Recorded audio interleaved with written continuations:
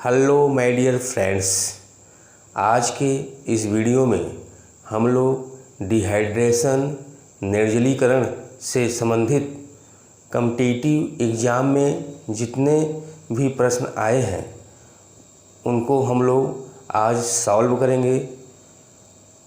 आइए हम लोग एक बार फिर से निर्जलीकरण डिहाइड्रेशन को समझ लेते हैं। हम लोगों ने पिछली वीडियो में डिहाइड्रेशन के बारे में पढ़ा था। डिहाइड्रेशन होता क्या है? ऑर्गेनिक कंपाउंड जिसे सब्सट्रेट बोलते हैं, डिहाइड्रेटिंग एजेंट की प्रेजेंस में जब हीट किया जाता है ऑर्गेनिक कंपाउंड को, तो ऑर्गेनिक कंपाउंड से वाटर रिमूव हो जाता है। वाटर रिमूव होने पर एक प्रोडक्ट प्राप्त होता है। तो इस पूरी प्रक्रिया को डिहाइड्रेशन कहते हैं। निर्जलीकरण, जैसा हम लोग हिंदी शब्द को देख रहे हैं, निह माने निकलना, जलीकरण जल का निकलना। जिस रिएक्शन में ऑर्गेनिक कंपाउंड या सब्सट्रेट से वाटर मॉलिक्यूल्स बाहर होते हैं, इस प्रकार के प्रोसेस को निर्जलीकरण कहते हैं। आइए देख लेते हैं कि कौन कौन से ऑर्गेनिक केमिस्ट्री में ऐसे कंपाउंड्स हैं जिनका डिहाइड्रेटिंग एजेंट की प्रेजेंस में उसमें से वाटर मॉलिक्यूल्स बाहर निकलता है। First, dehydration of monohydric alcohols. Monohydric alcohol का निर्जलीकरण। एथिल एल्कोहल एल्यूमिना की प्रेजेंस में 350 डिग्री सेल्सियस पर हीट करते हैं। एथिल एल्कोहल को एल्युमिनियम ट्राइऑक्साइड की प्रेजेंस में हीट करते हैं, एथिलीन प्राप्त होता है और वाटर मॉलिक्यूल्स रिमूव हो जाता है। एक्सेस में एथिल एल्कोहल 2 मोल एथिल एल्कोहल एल्युमिनियम ट्राइऑक्साइड की प्रेजेंस में 250 डिग्री सेल्सियस पर डाई एथिल ईथर प्राप्त होता है और उसमें से वाटर मॉलिक्यूल्स रिमूव हो जाता है।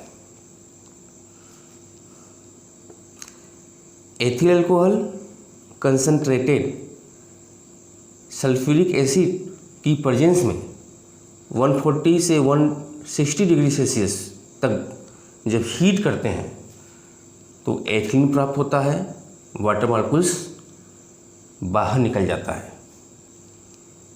इसी प्रकार एक्सेस में एथिल एल्कोहल 2 मोल CH3CH2OH OH CH2CH3 ethyl alcohol concentrated sulphuric acid की प्रेजेंस में जब हीट किया जाता है तो डाई एथिल ईथर और वाटर मॉलिक्यूल्स प्राप्त होता है। इस रिएक्शन को डिहाइड्रेशन ऑफ मोनोहाइड्रिक एल्कोहल यानी एल्कोहल का निर्जलीकरण कहते हैं। Second, dehydration of formic and oxalic acids. Formic और ऑक्जेलिक अम्ल का निर्जलीकरण। फॉर्मिक अम्ल कंसंट्रेटेड सल्फ्यूरिक एसिड की प्रेजेंस में जब हीट किया जाता है तो कार्बन मोनोऑक्साइड और वाटर प्राप्त होता है। इस प्रकार ऑक्जेलिक एसिड को कंसंट्रेटेड सल्फ्यूरिक एसिड की प्रेजेंस में हीट करते हैं तो कार्बन मोनोऑक्साइड, कार्बन डाइऑक्साइड और वाटर मॉलिक्यूल्स प्राप्त होता है। इस रिएक्शंस को dehydrations of formic and oxalic acid का निर्जलीकरण और फॉर्मिक एसिड का निर्जलीकरण कहते हैं।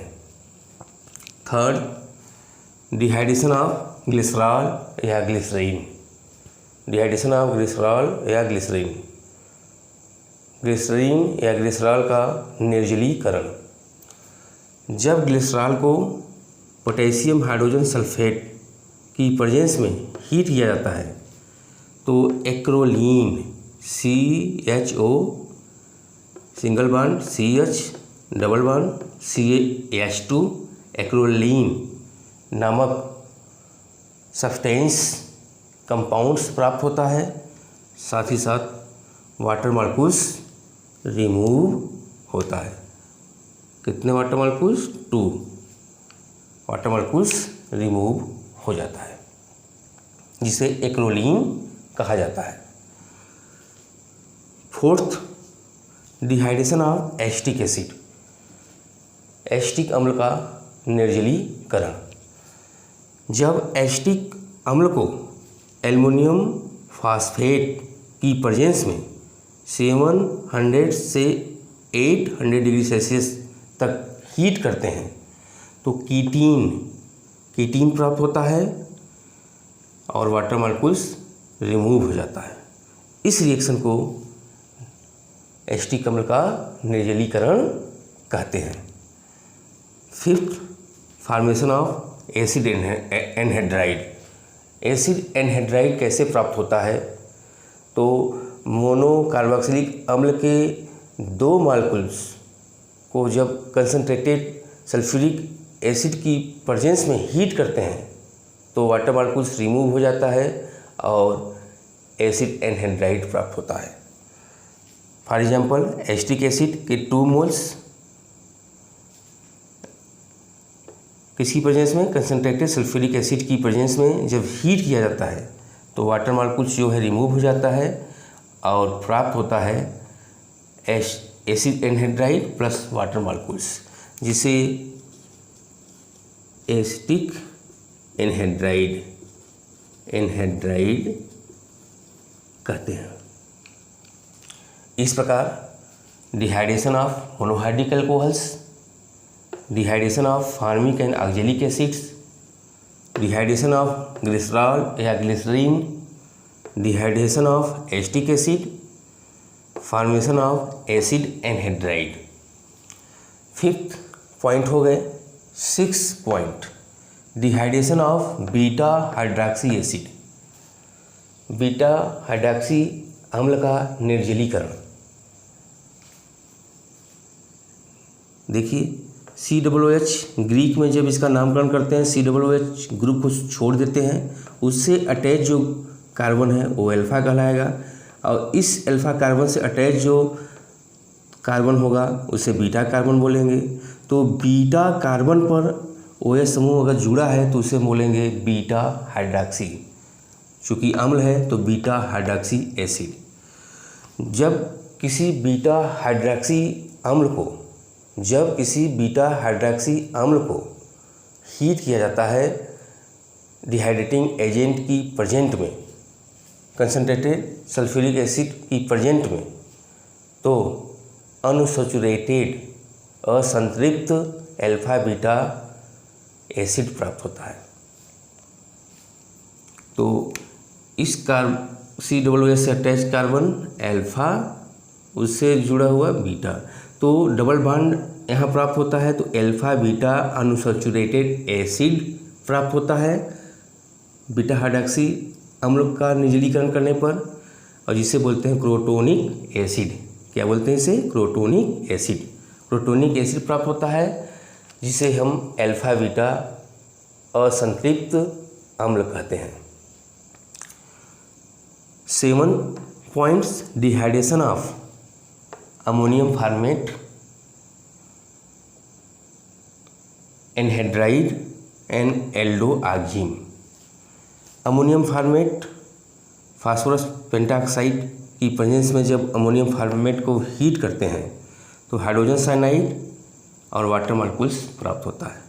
इस रिएक्शन को डिहाइड्रेशन ऑफ अमोनियम फॉर्मेट कहते हैं। अमोनियम फॉर्मेट का निर्जलीकरण। एमाइड का फॉर्मूला का है R का की जगह पे H रख लिए, एक कार्बन का है तो मेथेनामाइड। जब मेथेनामाइड को फास्फोरस पेंटाऑक्साइड की प्रेजेंस में हीट करते हैं तो हाइड्रोजन साइनाइड और वाटर मॉलिक्यूल्स प्राप्त होता है, यानी वाटर मॉलिक्यूल्स मेथेनामाइड से निकल रहा है तो मेथेनामाइड का निर्जलीकरण हो रहा है। इसी प्रकार आर की जगह पे CH3 एमाइड है, CH3 रख देते हैं तो 2 कार्बन हो गया, जिसे एथेनामाइड बोलते हैं। एथेनामाइड को फास्फोरस पेंटाऑक्साइड की प्रेजेंस में जब हीट किया जाता है एथेनामाइड को, तो मेथिल साइनाइड जिसे 2 कार्बन का है एथेनेट्राइल बोलते हैं, साथ ही साथ वाटर मॉलिक्यूल्स प्राप्त होता है। इस अभिक्रिया को एथेनामाइड का निर्जलीकरण अभिक्रिया कहते हैं। एल्डोऑक्जिम NOH डबल बॉन्ड NOH कहीं भी लिखा हो तो उसे हम बोलते हैं एल्डोऑक्जिम, ऑक्जिम। तो 2 कार्बन का है जिसे बोलते हैं एसीटल्डोऑक्जिम, एसीटल्डोऑक्जिम। जब एसीटल्डोऑक्जिम को फास्फोरस पेंटाऑक्साइड की प्रेजेंस में हीट किया जाता है तो methyl cyanide plus water molecules प्राप्त होता है। इसी प्रकार बेंजल्डोऑक्जिम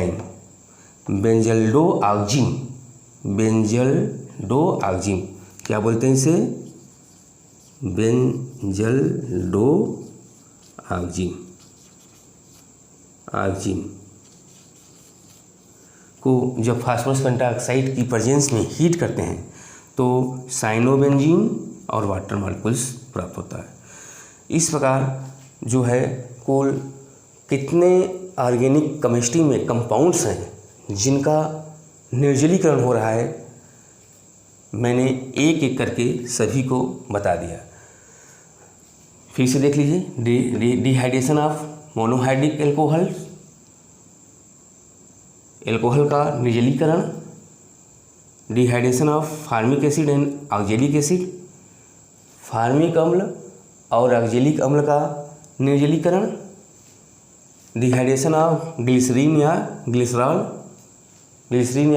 का निर्जलीकरण, डिहाइड्रेशन ऑफ एसिटिक अम्ल का निर्जलीकरण, फॉर्मेशन ऑफ एसिड एनहाइड्राइड का बनना। तो एसिड एनहाइड्राइड जो है 2 मोनोकार्बोक्सिलिक अम्ल से प्राप्त होते हैं जिनमें से वाटर मॉलिक्यूल्स बाहर निकल जाता है। एसिड एनहाइड्राइड जिसमें एसिटिक एनहाइड्राइड प्राप्त हो रहा है। डिहाइड्रेशन ऑफ बीटा हाइड्रॉक्सी अम्ल का निर्जलीकरण, डिहाइड्रेशन ऑफ अमोनियम फार्मेट का निर्जलीकरण, एमाइड का निर्जलीकरण, एल्डोऑक्जिम का निर्जलीकरण। तो जितने भी ये रिएक्शंस हैं सभी जो हैं निर्जलीकरण के उदाहरण हैं। देख लीजिए एक बार।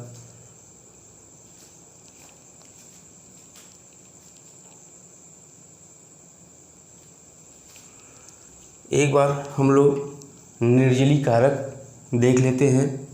डिहाइड्रेटिंग एजेंट कौन कौन से हैं? Concentrated sulphuric acid, orthophosphoric acid, phosphorus pentoxide, aluminium trioxide जिसे एल्यूमिना कहते हैं, एनहाइड्रस एल्युमिनियम सल्फेट, निर्जल aluminium sulphate, aluminium phosphate, potassium hydrogen sulphate, phosphorus oxychloride pyridine की प्रेजेंस में। तो कुल जो हैं लगभग निर्जलीकारक जो हैं ये हैं, देख लीजिए। Concentrated sulphuric acid, orthophosphoric acid, phosphorus pentoxide, aluminium trioxide, anhydrous aluminium sulphate, aluminium phosphate, potassium hydrogen sulphate, phosphorus oxychloride pyridine की प्रेजेंस में, जिनकी प्रेजेंस में किसी ऑर्गेनिक कंपाउंड से वाटर मॉलिक्यूल्स क्या होता है, बाहर निकलता है।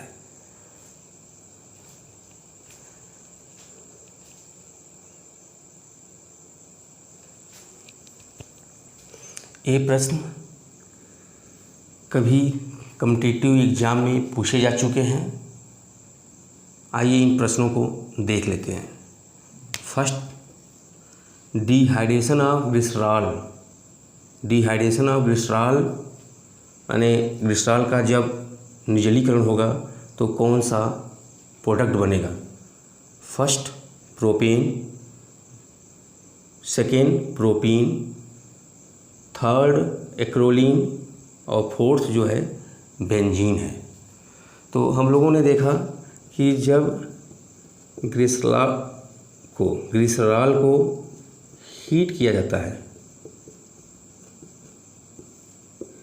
KHSO4 की पोटेशियम हाइड्रोजन सल्फेट की प्रेजेंस में जब हीट किया जाता है तो CH2 डबल बॉन्ड CHO और प्लस वाटर मॉलिक्यूल प्राप्त होता है। ये है प्रोडक्ट जिसे एक्रोलीन कहते हैं। क्या कहते हैं? एक्रोलीन। इसलिए जो ऑप्शन है सी जो है करेक्ट ऑप्शन है। क्या प्राप्त होगा? एक्रोलीन प्राप्त होगा। एक क्वेश्चन कभी CPMT 1985 में पूछा जा चुका है। Second, which of the following can work as dehydrating agents for alcohol. मतलब निम्न में से ऐसे कौन से निर्जली कारक हैं जो एल्कोहल के लिए कार्य करते हैं? तो एल्कोहल के लिए जो निर्जली कारक हैं, फर्स्ट है sulphuric acid, second aluminium trioxide, third orthophosphoric acid, जो फोर्थ ऑप्शन है आल। तीनों हैं या इसमें से कौन है जो निर्जली कारक का कार्य करता है? तो sulphuric acid, aluminium trioxide, orthophosphoric acid तीनों ही जो एल्कोहल के लिए डिहाइड्रेटिंग एजेंट का कार्य करते हैं। इसलिए ऑप्शन नंबर 4 जो है करेक्ट ऑप्शन है। Question number third, heating of excess of ethanol with concentrated sulphuric acid at 140 degree Celsius. 140 degree Celsius पे जब एक्सेस में इथेनॉल को सल्फ्यूरिक एसिड की प्रेजेंस में जब हीट करते हैं तो कौन सा रिजल्ट प्राप्त होगा? एल्कोहल, फर्स्ट ऑप्शन जो है alcohol, second option ketone, third option ether और फोर्थ ऑप्शन एल्कीन। तो हम लोगों ने देख लिया कि जब एथेनॉल का एक्सेस का मतलब 2 मोल लेते हैं तो वाटर मॉलिक्यूल्स रिमूव होता है कंसनट्रेटेड सल्फ्यूरिक एसिड की प्रेजेंस में, और यहाँ से प्राप्त होता है डाई एथिल ईथर। तो क्या प्राप्त होता है? ईथर, और टेम्परेचर 140 डिग्री सेल्सियस, यानी जो थर्ड ऑप्शन है करेक्ट ऑप्शन है। 140 डिग्री सेल्सियस पर जो है ईथर प्राप्त होता है। तो ये क्वेश्चन देख लीजिए। Fourth question, ethyl alcohol is heated with concentrated H2SO4 the product form. कौन सा प्रोडक्ट फॉर्म होगा? ये क्वेश्चन कभी IIT 1981 में पूछा जा चुका है। IIT 1981 में पूछा जा चुका है। तो यहाँ पे एस्टर है, एथेन है, एथिलीन है, एसिटिलीन है। तो जब एथिल अल्कोहल को हीट किया जाता है तो या तो ईथर प्राप्त होता है या तो एल्कीन प्राप्त होता है, एथिलीन प्राप्त होता है। तो 160 डिग्री सेल्सियस या 120 डिग्री सेल्सियस पर एथिलीन प्राप्त होता है और 140 डिग्री सेल्सियस पे जो अभी पिछला क्वेश्चन देखे ईथर प्राप्त होता है। तो इसमें जो ऑप्शन नंबर सी है एथिलीन वो करेक्ट ऑप्शन है, क्योंकि जब एथिल एल्कोहल को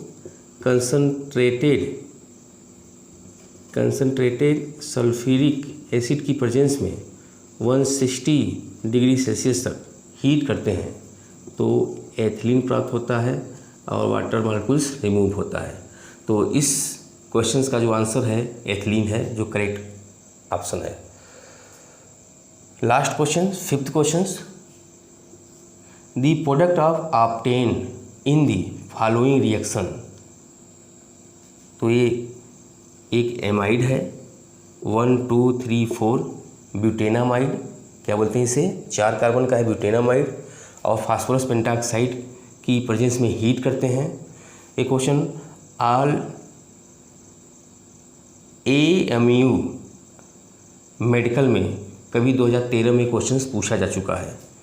तो हम लोगों को पता है कि जब भी एमाइड को हीट करते हैं, एमाइड का फार्मूला है, एमाइड को फास्फोरस पेंटाऑक्साइड की प्रेजेंस में हीट करते हैं तो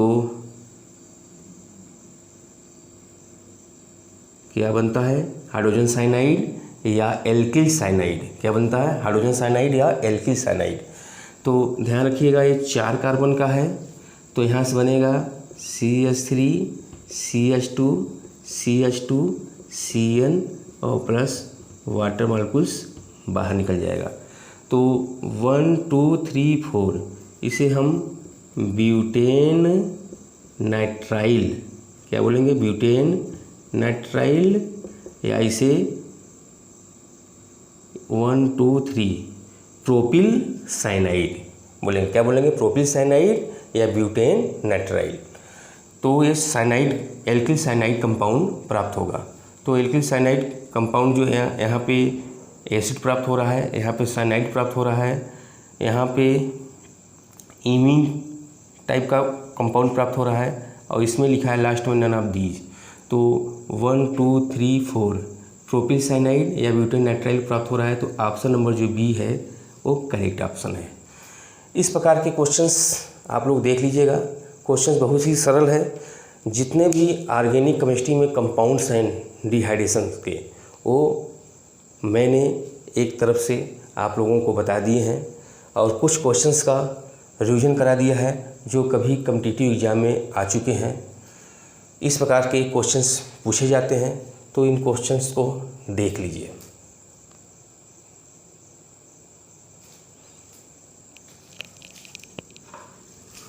और बोर्ड में जो है छोटे क्वेश्चंस पूछे जाते हैं, और जो बोर्ड है आप लोगों का इस प्रकार के क्वेश्चन पूछे जाते हैं।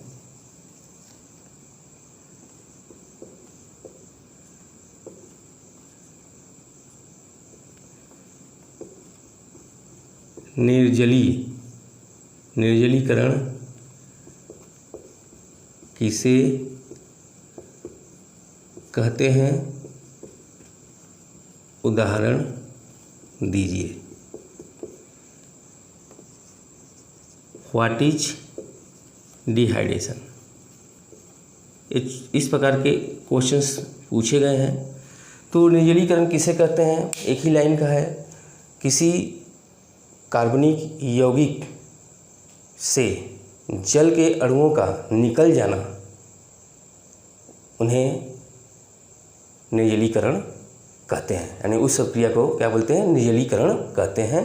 कोई भी एक एग्जाम्पल्स आप लोगों को दे देना है। तो इस टाइप के क्वेश्चंस बोर्ड में कभी आ चुके हैं। निर्जलीकरण किसे कहते हैं, उदाहरण दीजिए। सेकंड क्वेश्चन, निर्जली कारक से क्या समझते हो, उदाहरण दीजिए। What is dehydrating agent. तो निर्जली कारक क्या है, वे पदार्थ जिनकी प्रेजेंस में ऑर्गेनिक यौगिक से जल के अणुओं निकलते हैं, ऐसे पदार्थों को निर्जली कारक कहते हैं। एक लाइन का आंसर है। इस प्रकार आंसर लिखने के बाद मैंने आप लोगों को 6 से लेकर 8 तक सब्सटेंस पदार्थ बताए हैं निर्जली कारक के, उसमें से 2-3 आपको लिख देना है। तो 2 क्वेश्चंस जो कभी बोर्ड एग्ज़ाम में पूछे जा चुके हैं, तो 2-2 लाइन का आंसर है, आप लोग इसको देख लीजिए। तो निर्जलीकरण, उम्मीद करता हूँ डिहाइड्रेशन आपको भली बात समझ में आ गया होगा। Thank you.